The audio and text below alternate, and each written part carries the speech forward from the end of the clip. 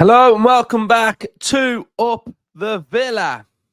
If you are new around here, make sure you are subscribing to my channel, and most importantly, make sure you're commenting your thoughts and hitting that like button.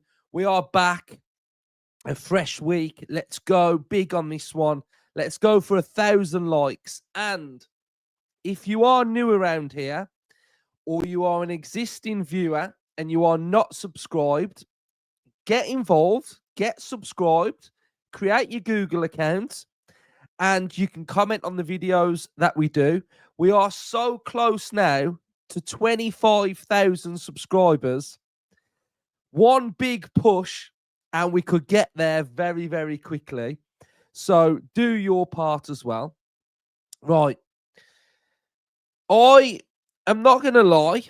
I've been in a bad way with Aston Villa in the last couple of days, ever since the game on Saturday against Crystal Palace. It really hit me. It hit me hard.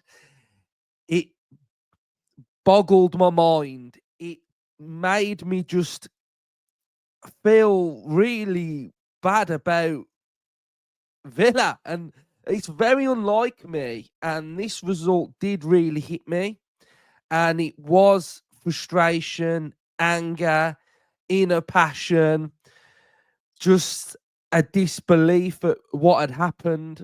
So I had a day or two or three really thinking about Villa, and I feel a lot better now. I've thought about it, computed it, and just feel better. And I imagine a lot of you are feeling the same. Some of you probably still are angry right now, and that's fine, however you want to look at it.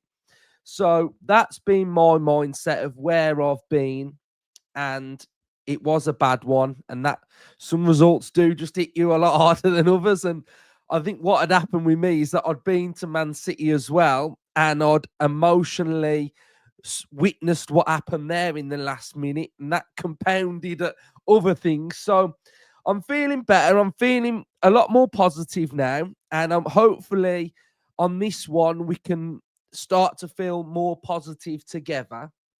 And there are like certain things that we're going to talk about on this episode. We're going to talk about Europe. We're going to talk about the Premier League. We're going to talk about Villa at home and away. We're going to have a little look at Fulham tactically, and then we're going to have a little bit of an overview of where we're at. So there's a lot to go through, and I really wanted to just take a look at the importance of Europe first, and the phrase of Premier League, the priority, which we'll get into in a second as well. But the importance of European football for Villa is huge, and this is why I'm now trying to have my positive mindset on the next 4 games and look at the next 4 and look at the first one that's coming up in Fulham and think of what's the bigger picture for this season. And the bigger picture for this season is to be getting a form of European football. And at the start of the season, when I had a look at the whole season and I looked at what we would be doing, I felt like I had a realistic expectation of what I wanted from this season. And the wording of expectation is in there as well, because we have got to a point as a football club now where, as fans, we are now expecting to be able to achieve certain things. And the journey that we've been on has been absolutely fantastic. And where we've come from, that rise has been amazing. But where we are and what Emery and what Villa have built as an actual football club now, we have an expectation of where we want to be competing with and where we actually are within the playing fields of the Premier League. So for me, first season under Emery, he got 7th. Next season, he gets 4th. I predicted Villa and expected Villa to be top 6 and finishing 6th. 6th was where I said we'd finish. And I looked at that and I thought, well, we're in the Champions League. It's going to be very difficult to get Champions League football again. We would have to have another exceptional season. Sixth is very, very solid with Europa League football. So that's where my mindset was at the start. And I feel like that would be a really good season for Aston Villa. So the duty that we've got now as the players is to get European football again. So we have to achieve it. And what I wanted to have a little look at as well is I had a look at the numbers behind Champions League, Europa, and Conference League. So what I'm going to do now is share the screen with you, and you'll be able to see Champions League. So I've researched it, and these are the general gist of numbers that I've been able to find off two reputable outlets that are publishing the same sort of numbers. So Aston Villa in the Champions League this season have earned in between 42 million to 45 million. We have got 1.77 million per win, and we've accounted to 7 wins.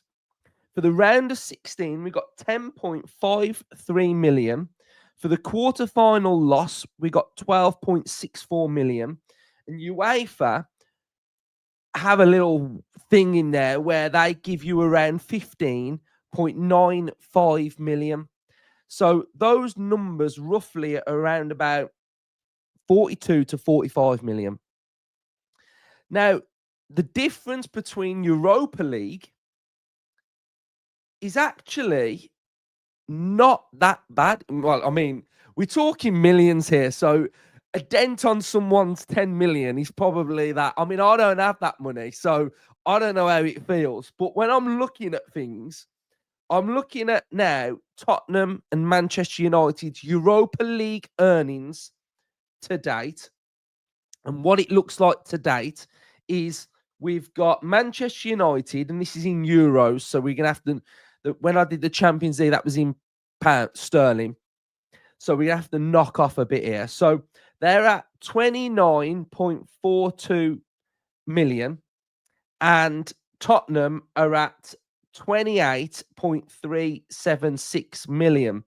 So there's the difference between Champions League to what the Europa League have got.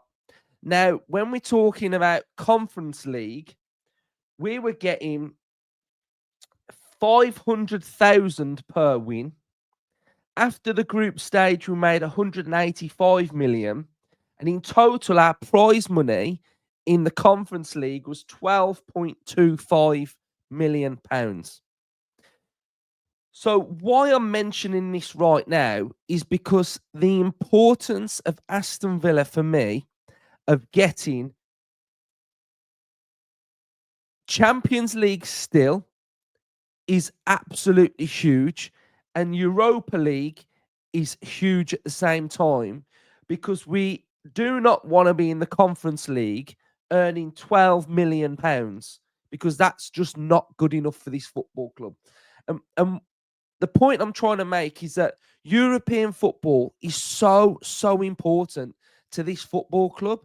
And yes, we've had a bad result in the FA Cup, but we cannot now scupper the whole season and have poor form, feeling sorry for ourselves, and just not being there. And that's the players. The fans have got to be there as well. On Saturday at 12:30, we've got to be bang at it with the atmosphere, getting these lads over the line for this European football. Because if we can't get Champions League, go and get Europa League. That has to happen. European football has to happen. Now, we hear Unai Emery talking about Premier League is the priority. Premier League is the priority. Why is he saying that? And he's saying it because having a very, very good Premier League campaign sets you up for your next season. Now, if this season, we go into this season now, and for whatever reason, we fall short of European football altogether, we have no European football. The season before has been an absolute failure, because this club need to be competing in Europe, and we need to be competing for the revenue. And unfortunately, that is where the revenue is for this football club. This is where the money is for. We've got commercial, we've got corporate, we're doing well on that aspect of it. But if you look at that and say you're going to have a season where if you don't have Champions League football, that £42 million not there. You don't have Europa League football, that probably what's it around 23, 24 million pounds, maybe something like that off the top of my head. I'm not a converter, but you know, that's the difference. You take that away, and then you're left with this. Winning the Carabao Cup, £100,000 for winning the Carabao Cup. FA Cup, 2 million. So that is why qualifying for Europe is so important. We have to do it. We have to bounce back now because it's so, so important. And I'm not looking at that 2 million and I'm not going, that's the reason why we played the way we did. I'm just saying this is why when he's saying about Premier League's the priority, this is why he's saying it, because this football club need those numbers. So we've just got to bounce back. And what I don't want to happen, and this is why I'm going to say it so it's out there and it doesn't happen, is that we don't just crumble now. We don't just feel sorry for ourselves, crumble, we not succeed, we not achieve our goals. We've got to use this now as ammunition in the next 4 games to attack it. And we've got to attack these next 4 games. I want to see a mentality shifter now with Emery, with the squad, and with the players, that we slightly vary the way in which we're going to be going about this and we're going to be playing. So the good thing is that we're at home, because Aston Villa at home are completely different to the Aston Villa that are away from home. We take a look now at Aston Villa at home. We sit in 6th place with 34 points. We've won 9, drew 7, and lost 1. So it is a fortress, and we've got to be on the front foot. Front foot, attacking, going for it now, and making sure that we go unbeaten at home with wins for the rest of the season at home. Aston Villa away from home are a slightly different story, which we'll probably get on more when we do the predicted lineup. But Villa away from home, we've got 23 points, 7 wins, 2 draws, and 8 defeats. So we've got to make sure that life is very difficult for Fulham coming to Villa Park. Fulham will be looking at this game thinking, we beat Aston Villa with 3 points behind them, with 3 games to go. They're back in the picture of getting European football. We need to go 9 points in front of them, take them out of that equation, and make sure we are solidifying European football. That is the objective. Fulham are having a good season, I think, building blocks. Everybody knows that there are certain managers in the Premier League that I absolutely rate. Marco Silva is one of them. We've got Thomas Frank, Iraola. Absolutely love those guys. I think they are brilliant. And this is what has made the Premier League so competitive this season. The tactical ability of these coaches is phenomenal. It's compact in the middle area of the Premier League, and they've made it really, really enjoyable. And Fulham are in a decent position, competing, but we need to stamp our authority on this game and make sure life for them at Villa Park is very, very difficult. So we'll have a little look now at the way that they play. What can we expect from them? Robinson missed the last game, so maybe they'll go with Sessignon there or whoever, but I've put Robinson in there because he's, for me, one of their best players. So their system is a 4-2-3-1. What can we expect from Villa Park? Well, you can expect the left back to be bombing on and going forward. Right back can do the same, but a little bit more in and around this area. Tete's back in the team as well, but Robinson is that one with that connection with Iwobi that will be able to get and exploit into those areas. Anderson, ball playing centre half. Bassi, very combative, very strong, quite athletic. Leno can ping balls as well, the goalkeeper. You'll see a double pivot of Berg and Lucic, who will be in there. Lucic can operate and get a little bit further forward. Very, very good midfielder. Sander Berg generally will be the one that will be sitting in there as well. So the protection in front of the back four will be coming from Lucic and Sander Berg. Out wide, they've got different options. They've got Wilson, they've got Traore, Sessignon, Iwobi, etc. So they've got options out here that can operate. These can invert. We've got Smith Rowe that can invert. Iwobi, who I've been really impressed with Iwobi this season. I think he's having a phenomenal season for Fulham. But he, again, can operate all the way through there. You've got Willian, who can operate as well. So out wide, there's a plethora of options for them. The interesting aspect of them is when you're looking at Pereira. Now, Pereira, you would say, okay, he's always number 10. But if you go back and have a look at all of his average positions in his heat map this season, Pereira is always the highest player in this team. The striker drops and operates in this area. So that says to me that the striker is key in build-up for Fulham. Striker drops, Pereira runs off. You've got options, players getting forward. So they have got options where on transition, they will be able to create openings.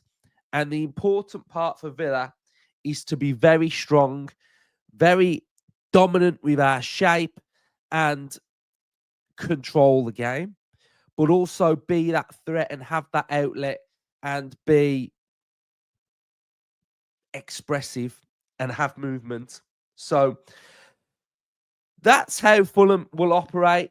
We played really well at Craven Cottage earlier on in the season, and Emery generally does well against Marco Silva. They can go into a back five as well, which if they did, I'd be slightly concerned about.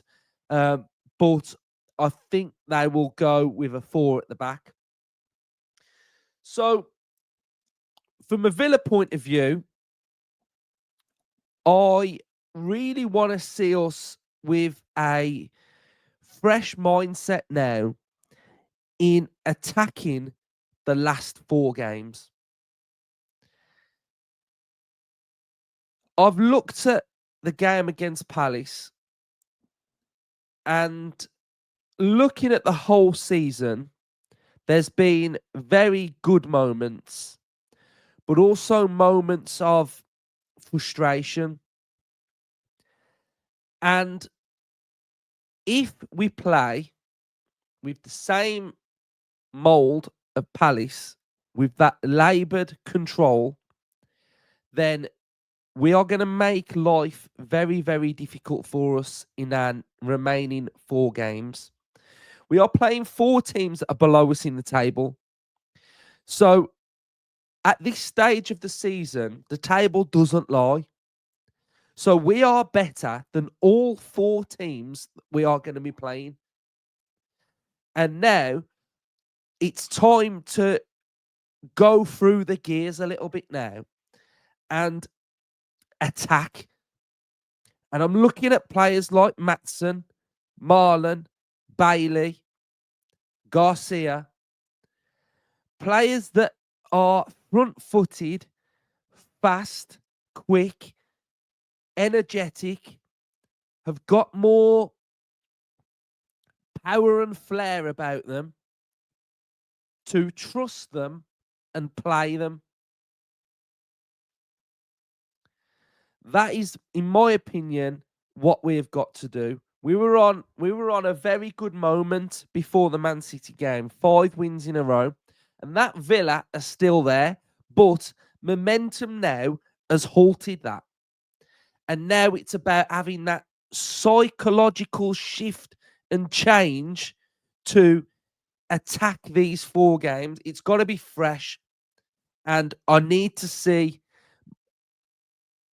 an intensity about us. So that is what I am expecting. That is what I want to see. And I look at the table, and I think, do you know what? There are going to be twists and turns in this, and we have to be there. And if we win the next 4 games, which is possible, then we have every chance of getting Champions League football. I'll tell you why. Chelsea are key, because Chelsea still have to play Newcastle and Nottingham Forest. Now, if there's a draw in there, or 2 losses or a loss, then we can win and gain ground. So it's important that we are there. So we have to be perfect. If we don't win 4 games, unfortunately, we're not going to do it, because there's not enough games left. So 4 wins have to be what we get. And we also have to hope that Manchester City beat Palace in the Europa League, so that doesn't stumble us as well, and we end up with Conference League. So we've got to attack it with 3 points off. So there's still 4 games. While there's games on the board, there is still massive amounts of things to be able to play for. But that fresh vibe is something that I want to be able to see. And I mentioned the fans. I want us to be there. I want us to be chanting, singing, bang at it. Because if it's not a good vibe, then it's not going to portray the right message from the stands. And I admit that the players have got to do that as well. They've got to be there. They've got to show us. And we've got to hit Fulham like an absolute steam train on Saturday. And that is what I am expecting. So I am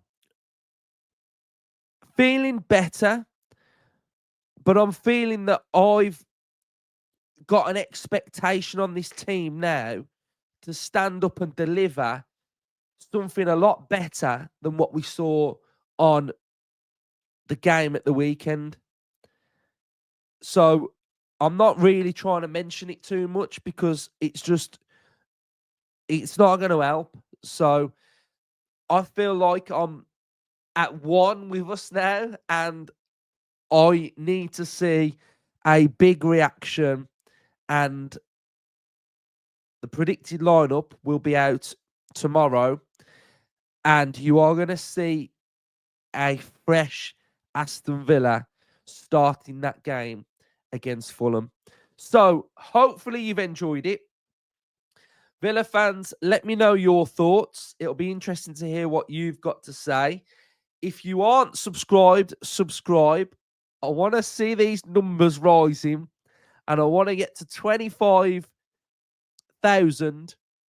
We should do it before the end of the season, but I want to see if we can do it pretty quickly, right? So thank you, everybody, for watching. Up the Villa.